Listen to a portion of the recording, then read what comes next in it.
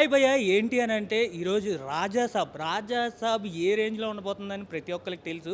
అలాంటిది ఈ cinema shooting ఎక్కడ జరిగింది, ఆ సెట్స్ ఎక్కడ అనేది మనం ఈరోజు చూసుకున్నట్టయితే ఫస్ట్ ఆఫ్ ఆల్ మన రాజ్‌మహల్‌లోనే ఎక్కువ షూటింగ్ జరిగిందనమాట. ఆ రాజ్‌మహల్ ఎలా ఉండబోతుందో ఈరోజు చూద్దాం.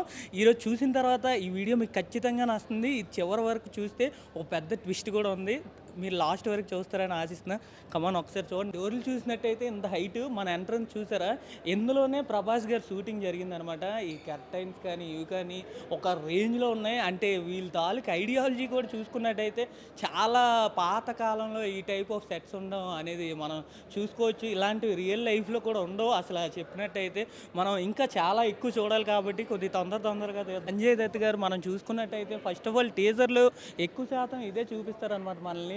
అంటే ఈ ఫోటో కూడా ఎంత రియలిస్టిక్గా ఉందంటే ఇందులో మనం చూసుకున్నట్టయితే ఇది ఏదో రియల్గా ఇక్కడ ఏదో పూర్వకాలం నుంచి ఉన్నట్టు ఎన్నో సంవత్సరాల క్రితం నుంచి ఇక్కడ పెట్టేటట్టుగా ఉంది. అంత రియలిస్టిక్గా అంత వింటేజ్ లుక్తో కనబడుతుంది అనమాట. అంత రిచ్ లుక్తో కనబడుతుంది. మనం ఇప్పుడు చూసుకున్నట్టయితే ఈ ఫ్రంట్ వ్యూలోనే ఈ టాప్ వ్యూలోనే మొత్తం ఒక ఫైట్ సీక్వెన్స్ అనేది జరుగుతుంది అనేసి చెప్పారనమాట. ఇక్కడ ఉన్న వాళ్ళతో మాట్లాడినట్టయితే నెక్స్ట్ ప్రతి ఒక్క రూమ్లో ఒక్కొక్క హిస్టరీ ఉండబోతుందంట. ప్రతి ఒక్క రూమ్లో కూడా హర్రర్ సీన్స్, నెక్స్ట్ ఒక అంటే హర్రర్ సీన్స్ అనే కాదు, ఫైట్ సీన్స్ ప్రతి ఒక్కటి ఈ మహల్కి సంబంధించినట్టే ఉంటుందంట. మహల్లోనే ఎక్కువ శాతం సినిమా అనేది షూట్ అయింది. నెక్స్ట్ బయట వ్యూస్ అనేవి చాలా తక్కువ అనేసి చెప్పారు, బయట లొకేషన్స్ అనేవి. ఇదే చెప్పా కదా రూమ్ అనేది, ఈ రూమ్ అనేది చాలా ఒక రేంజ్లో ఉంది. చూసుకున్నట్టయితే ఇక్కడ బావి కనబడుతుంది, బావి మధ్యలో మనుషులు అనమాట. ఇది ఏదో భయంకరంగా చూపించేటట్టుగా మనకు ప్లాన్ చేశారు. హర్రర్ అనేది ఏ రేంజ్లో ఉండబోతుంది అనేది ఇలాంటివన్నీ చూస్తే తెలుస్తుంది సినిమా ఇంకే రేంజ్లో విజువలైజేషన్స్ ఉంటాయి అనేది. ఇక్కడ చూసుకున్నట్టయితే మొత్తం పూజకి సంబంధించిన సామాన్లన్నీ ఉన్నాయన్నమాట.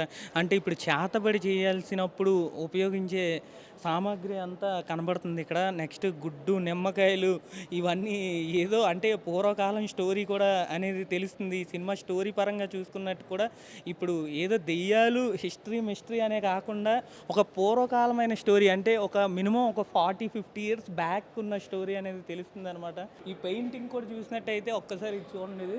ఇది ఒక మాన్స్టర్ పెయింటింగ్ అంట. మాన్స్టర్ టైప్లో అంటే ఈ సినిమా ఎలా ఉంటుంది అని అంటే హర్రర్ కామెడీ అనేది తెలుస్తుంది. మనకి హర్రర్ టైప్లో ఎక్కువ చూపిస్తున్నారు. అంటే ప్రభాస్ గారు ఈ సినిమా షూటింగ్ అంతా ఈ సెట్లోనే తీయడం జరిగింది. ఎక్కువ శాతం ఇందులోనే ఉండడం జరిగింది. ఇందులో మనకి ఈ సెట్లో చూసినట్టయితే ఎక్కువ మనకి ఈ మర్రి చెట్టు తాలూకు ఓడలు ఇవన్నీ లైట్గా ఉన్నాయి. అంటే ఇందులోనే ఆటోమేటిక్గా ఈ రేంజ్లో సెట్ చేయడం అనేది చాలా కష్టం అనమాట. ఆర్ట్ వర్క్ అనేది చాలా బాగుందని చెప్పుకోవచ్చు. మెయిన్ స్పెషల్గా చూసుకున్నట్టయితే ఈ రూమ్ అనమాట. ఈ రూమే ఈ సెట్స్కి చాలా పెద్ద ఇదని చెప్పుకోవచ్చు. అలాంటిది ఈ రూము దేనికి సంబంధించింది అంటే ఒక చేతబడికి చేసినట్టు టైప్లో ఉంది. ఇది చూసినట్టయితే నిజం పుర్రుల్లోనే ఉన్నాయి. చూసారు అవి ఎంత దీనిలో ఉన్నారో. అసలు ఈ మధ్యలో కన్ను ఇక్కడ ప్రభాస్ గారు మనకి టీజర్లో చూసినప్పుడు మనకి సైడ్కి కూర్చొని మాట్లాడతారనమాట. ఇదే సెట్. ఇందులోనే మనం చూసుకున్నట్టయితే ఇది ఒకటి ఉంటుంది. నెక్స్ట్ ఇదంతా ఫైర్ ల్యాంప్ అనమాట, ఫైర్ రూమ్ అనేసి అన్నారు దీన్ని. ఇది చూసిన తర్వాత సినిమా అనేది ఏ రేంజ్లో ఉండబోతుంది అనేది మనం బాగా అబ్జర్వ్ చేయాల్సిన విషయం అనమాట. అసలు ఫస్ట్ ఆఫ్ ఆల్ ఈ ముగ్గు మధ్యలో కన్ను ఉంది. ఆ కన్ను ఎవరిదా అనేది సినిమా చూసినప్పుడే తెలుస్తుంది మనకి. ఈ కన్నుకు ఒక స్పెషాలిటీ ఉంది. ఈ సినిమాలో ఈ కన్ను గురించే సినిమా జరుగుతుందనేసి అన్నారు. చూస్తే ఈ మహల్కి సంబంధించిన లైబ్రరీలా అనిపిస్తుంది. ఈ లైబ్రరీలో అంటే చాలా వందల వేల పుస్తకాలు ఉన్నట్టు కనబడుతున్నాయి అనమాట. ఇలాంటి లైబ్రరీ అనేది మన రియల్ లైఫ్లో కూడా ఇంత పెద్ద లైబ్రరీ అనేది మనం ఎక్కడ చూసున్నాం, అంత పెద్దదిగా ఉంది.